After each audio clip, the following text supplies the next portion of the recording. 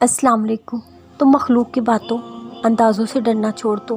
दुआएं कबूल करने वाली ज़ात सिर्फ़ अल्लाह की है और वो कहता है तुम अपने रब से दुआ करो, वो कबूल करेगा। असबाब बनाने वाली ज़ात अल्लाह की है, तुम बस तवक्कल करो और वो तुम्हारी रोती आंखों से गिरते आंसुओं दिल से निकली दुआओं को रद्द नहीं करेगा। अल्लाह इतना बेहतरीन फ़ैसला करेगा, तुम्हारा दिल राज़ी हो जाएगा। जिस दिन अल्लाह तुम्हारे दिल को मुतमिन करके सुकून दे देगा, उस दिन तुम्हें अंदाज़ा होगा कि अल्लाह के फ़ैसले कितने बेहतरीन होते हैं।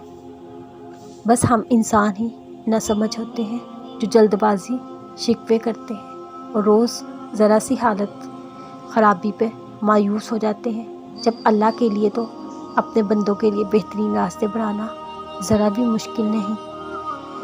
तुम्हारे पास अल्लाह है, तुम्हारे हर गम दुख में तुम्हारे साथ। तुमने अल्लाह से दुआएं की हैं, तुमने तो अल्लाह पे यकीन रखा है।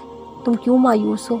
जो अल्लाह से यकीन से दुआ करते हैं क्यों इस बात की परवाह नहीं करते उनके साथ क्या मामला होगा, क्योंकि वो जानते हैं अल्लाह जो करेगा उनके लिए बेहतरीन करेगा।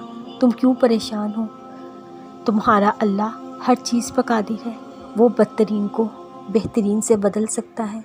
तुम यकीन रखना, वो यकीन वालों को मायूस नहीं करता। और तुम अपने अल्लाह की मोहब्बत से मायूस हो।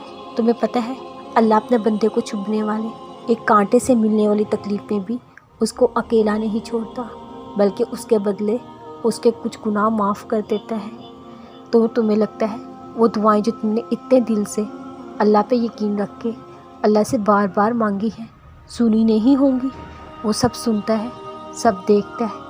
अल्लाह ने तुम्हारी सब दुआएं सुनी हैं, तुम्हारी आंखों से बहते सब आंसू देखे हैं, तुम्हारे दुखते दिल से वाकिफ़ है अल्लाह।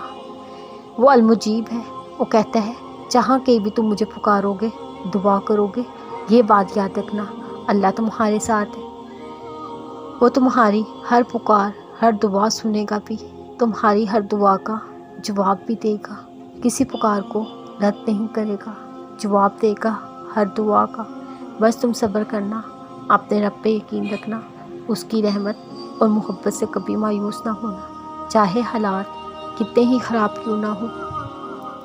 अल्लाह जानता है किस तरह आप सारा दिन मुश्किल से मुस्कुराते हुए गुजार कर रात की तन्हाई में ज़ब्त खो बैठते हैं। अल्लाह जानता है नमाज के दौरान अल्लाह की मौजूदगी का एहसास कैसे आपका सब्र छीन लेता है। आप बच्चों की तरह बलकने लगते हैं